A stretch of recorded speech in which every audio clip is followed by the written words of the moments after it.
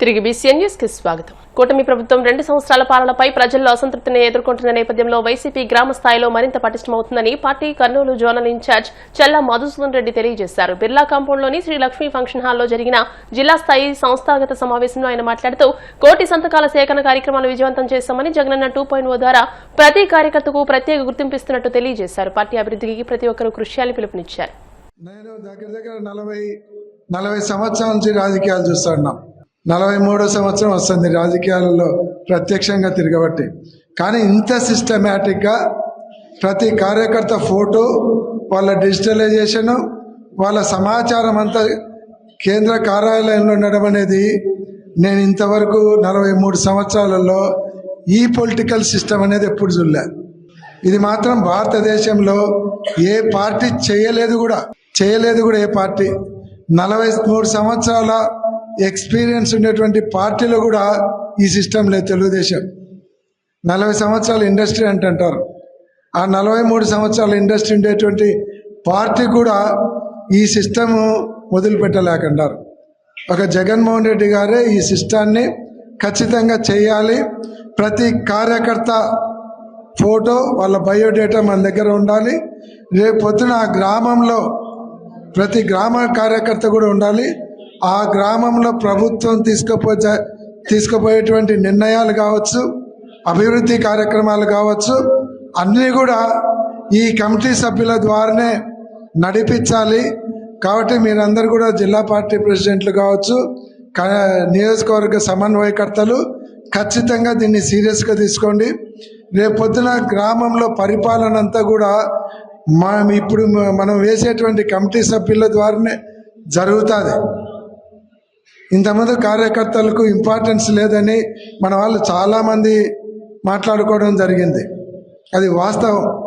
కానీ ఇప్పుడు గ్రామ స్థాయిలో కూడా పరిపాలన గ్రామ స్థాయిలో ఉండేటువంటి కమిటీ సభ్యులతోనే నడిపియాలి అనేటువంటి నిర్ణయానికి జగన్మోహన్ రెడ్డి గారు వచ్చినారు. కాబట్టి ఈ కమిటీలకు చాలా ప్రాముఖ్యత ఉంటుంది.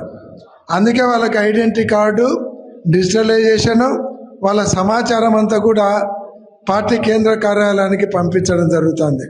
అదేదో మీరు తీసుకొని వస్తే మేము జిల్లా ఆఫీస్లో పెట్టుకోమది, అవన్నీ కూడా పైకి వెళ్ళిపోతాయి. అక్కడ ఒక కాపీ ఉంటుంది, మా జిల్లా ఆఫీస్లో ఒక కాపీ ఉంటుంది. కాబట్టి దీన్ని అందరూ కూడా సీరియస్గా తీసుకోవాలని కూడా మీకు అందరికీ నేను మనవి చేస్తూ ఉన్నాను. ముఖ్యంగా నియోజకవర్గంలో ఉన్నటువంటి కన్వీనర్లందరూ కూడా, సమన్వయకర్తలందరూ కూడా దీన్ని మీరు ఈరోజు వీలైతే ఇప్పుడే డేట్లు ఫిక్స్ చేసుకోగలిగితే వెల్ అండ్ గుడ్. లేకుంటే మీరు తర్వాత అయినా చెప్తే పండగ అయిపోయిన తర్వాత వరుసగా పెట్టుకుందాం. 7 నియోజకవర్గాలు అయిపోయేలాగా పార్లమెంట్ అంతా. అది పాణ్యం అంటే అక్కడే అధ్యక్షుడు ఉన్నారు కాబట్టి మేము పోవాల్సినంత అవసరం కూడా ఉండదు. కాబట్టి ఈ డేట్స్ ఒకటి ఇవ్వడము మీ వాళ్ళందరికీ. దీంతోపాటు ప్రతి నియోజకవర్గంలో 20 మందిని డిజిటలైజేషన్ చేసేదానికి కోర్ కమిటీ అనేదో పేరు పెట్టినారు. ఆ కోర్ కమిటీకి 20 పేర్లు ఇవ్వాల్సినటువంటి అవసరం ఉంది. అంటే వాళ్ళందరూ డిజిటలైజేషన్ చేసేదానికి మనం ఒక 20 మందిని పెట్టుకొని మన అక్కడ కమిటీ ఫిలప్ చేసుకొని తీసుకొని వచ్చినటువంటి వీళ్ళకి ఇస్తే వీళ్ళందరూ డిజిటలైజేషన్ చేసి యాప్, వీళ్ళకి ఒక యాప్ ఇస్తారు. ఆ యాప్ ద్వారా కేంద్ర కార్యాలయానికి పంపించడం జరుగుతుంది. ఈ 2-3 రోజులలో పండగ అనుకోకుండా 20 మంది మాత్రం వెంటనే మాకు పంపిస్తే ఇక్కడి నుంచి పంపిస్తాం. లేదంటే మీరే డైరెక్ట్ కేంద్ర కార్యాలయానికి పంపించినా ఇబ్బంది లేదు. గ్రూప్ 1, గ్రూప్ 2 మెయిన్స్ ఫలితాలు ప్రకటించకుండా ఉద్దేశపూర్వకంగానే కాలయాపన చేస్తూ నిరుద్యోగుల జీవితాలతో కూటమి ప్రభుత్వం మాట్లాడుకుంటుందని వైసీపీ విద్యార్థి విభాగం వర్కింగ్ ప్రెసిడెంట్ ఏ రవిచంద్ర ఆగ్రహం వ్యక్తం చేశారు. గ్రూప్ 2 మెయిన్స్ పరీక్ష నిర్వహించి ఏడాది కావస్తున్నా దీనిపై వేసిన కేసులన్నీ క్లియర్ అయినప్పటికీ ఇంకా ఫలితాలు వెల్లడించకుండా నిరుద్యోగుల జీవితాలతో సీఎం చంద్రబాబు నాయుడు ఆటలాడుకుంటున్నారని మండిపడ్డారు. ఫలితాలు వెల్లడించవచ్చని కోర్టు ఆదేశించినా కూడా ఏపీపీఎస్సీని చంద్రబాబు తన జేబు సంస్థగా మార్చేసుకుని ఉద్దేశపూర్వకంగానే జాప్యం చేస్తున్నారని విమర్శించారు. అత్యంత కీలకమైన ఈ విభాగానికి ఇప్పటికీ శాశ్వత చైర్మన్ నియమించకుండా కాలక్షేపం చేయడం నిరుద్యోగులను వంచడమేనని దుయ్యబట్టారు. వైఎస్ జగన్మోహన్ రెడ్డి గారు ముఖ్యమంత్రిగా ఉన్న సమయంలో గ్రూప్ 1, గ్రూప్ 2 నోటిఫికేషన్లు ఇచ్చారు. గ్రూప్ 1 90 పోస్టులు, గ్రూప్ 2 905 పోస్టులు ఇచ్చారు. గ్రూప్ 2 అభ్యర్థులు ఎవరైతే ఉన్నారో 905 పోస్టులతోటి 2024 డిసెంబర్లో వాస్తవంగా నోటిఫికేషన్ ఇచ్చారు. ఆ తర్వాత ఈ 2024 ఫిబ్రవరిలో ప్రిలిమ్స్ ఎగ్జామ్ నిర్వహించారు. ప్రిలిమ్స్ ఎగ్జామ్ నిర్వహించి దీనికి ఒక షెడ్యూల్ ప్రకటించి ఫిబ్రవరిలో ప్రిలిమ్స్ పూర్తయిన తర్వాత అదే 2024 మే నాటికి మెయిన్స్ పరీక్షలు నిర్వహించి అభ్యర్థుల్ని ఎంపిక చేయాలనేది ఒక షెడ్యూల్ ని ప్రణాళిక ప్రకారం జగన్మోహన్ రెడ్డి గారి ఆధ్వర్యంలో ఆ రోజు ఏపీపీఎస్సీ ప్రకటించింది. ప్రకటించిన తర్వాత సార్వత్రిక ఎన్నికల కోడ్ వచ్చింది. సార్వత్రిక ఎన్నికల కోడ్ను అడ్డం పెట్టుకుని చంద్రబాబు నాయుడు గారు ఆ రోజు ప్రతిపక్ష నేతగా కోర్టుకెళ్లి మెయిన్స్ పరీక్షలు నిర్వహించకుండా అడ్డుకున్నారు. దీని ఫలితంగా ఆ రోజు అది నిలిచిపోయింది. ఆ తర్వాత ఎప్పుడు జరిగింది? 2025 ఫిబ్రవరిలో మెయిన్స్ ఎగ్జామ్ నిర్వహించారు. అంటే మొన్న నిర్వహించారు, గత సంవత్సరం నిర్వహించారు. 2024 ఫిబ్రవరిలో జగన్మోహన్ రెడ్డి గారు ప్రిలిమ్స్ ఎగ్జామ్ నిర్వహించి మెయిన్స్ కూడా సమాయత్తమవుతే ఎన్నికల కోడ్ పేరుతోటి చంద్రబాబు నాయుడు కోర్టుకెళ్లి దాన్ని నిలిపివేయించి ఆ తర్వాత ఎగ్జామ్ ఎప్పుడు నిర్వహించారు? మెయిన్స్ ఎగ్జామ్ సంవత్సర కాలం పట్టింది చంద్రబాబు నాయుడు కూటమి ప్రభుత్వానికి గ్రూప్ 2 అభ్యర్థుల మెయిన్స్ ఎగ్జామ్ ను నిర్వహించడానికి సంవత్సర కాలం తీసుకొని 2025 ఫిబ్రవరిలో నిర్వహించారు.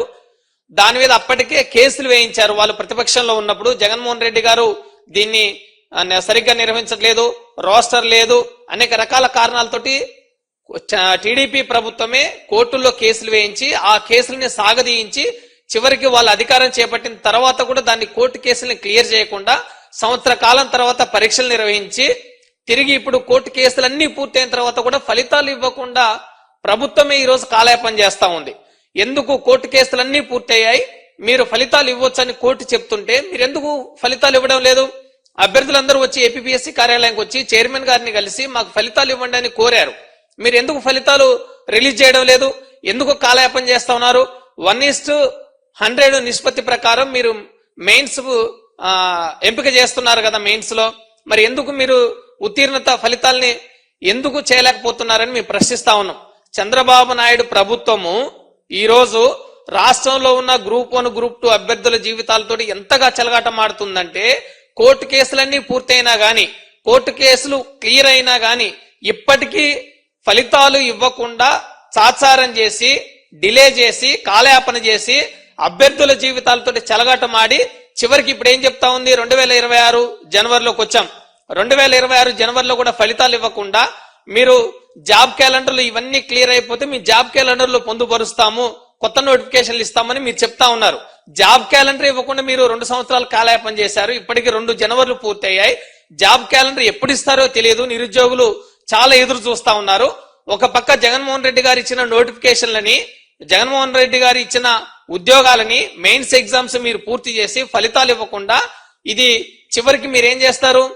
ఈ ఎగ్జామ్స్ మేమే నిర్వహించాం, ఈ ఫలితాలు మేమే ఇచ్చామనే క్రెడిట్ చోరీని కొట్టేసేందుకే ఇది కూటమి ప్రభుత్వం కాలయాపన చేస్తుందనే ఒక అనుమానాలు ఈ రోజు నిరుద్యోగుల్లో వస్తున్నాయి. నిరుద్యోగులు ఇప్పటికే దీని మీద డివిజన్ బెంచ్కి వెళ్లాలనే ఆలోచనలో ఉన్నారు. దానికంటే ముందు ఏపీపీఎస్సీ కార్యాలయానికి వెళ్లారు.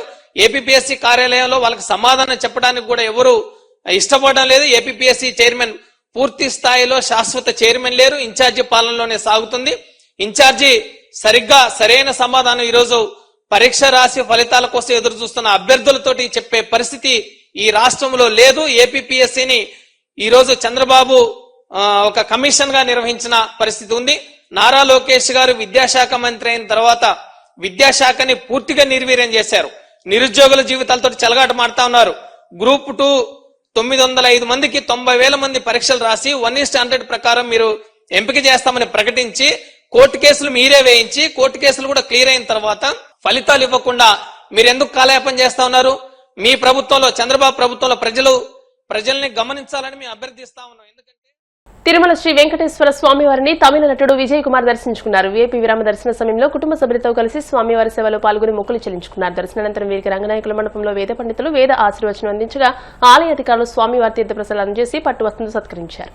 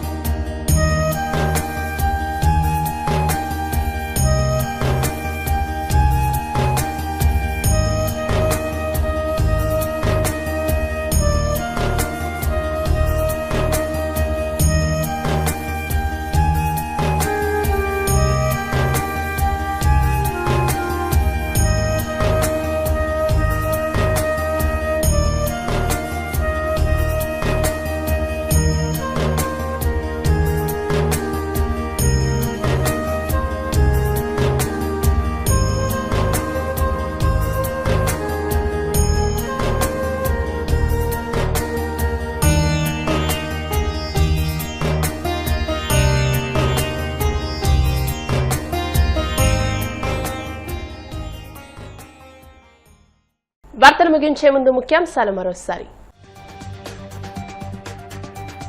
సంక్రాంతి సందర్భంగా నారావారిపల్లె నుంచి పలు అభివృద్ధి పనులకు సీఎం చంద్రబాబు శ్రీకారం. కృష్ణా జలాలను కళ్యాణి డ్యాంకు మళ్లించే పనులకు శంకుస్థాపన. విశాఖ వైసీపీ జిల్లా కార్యాలయంలో సంక్రాంతి వేడుకలు. పీపీపీ విధానంలో మెడికల్ కాలేజీలకు సంబంధించిన జీవో ప్రతులు భోగిమంటల్లో దహనం చేసిన వైసీపీ నేతలు.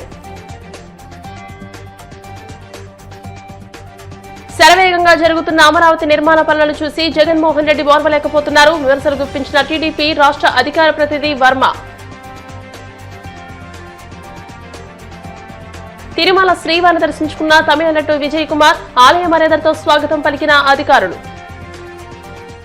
ఈ వార్తలు ఇంతటితో సమాప్తం. మరిన్ని వార్తల కోసం BCN digital YouTube channel, Facebook page ని ఫాలో అవ్వండి. అప్డేటెడ్ వార్తల కోసం ప్లీజ్ సబ్స్క్రైబ్.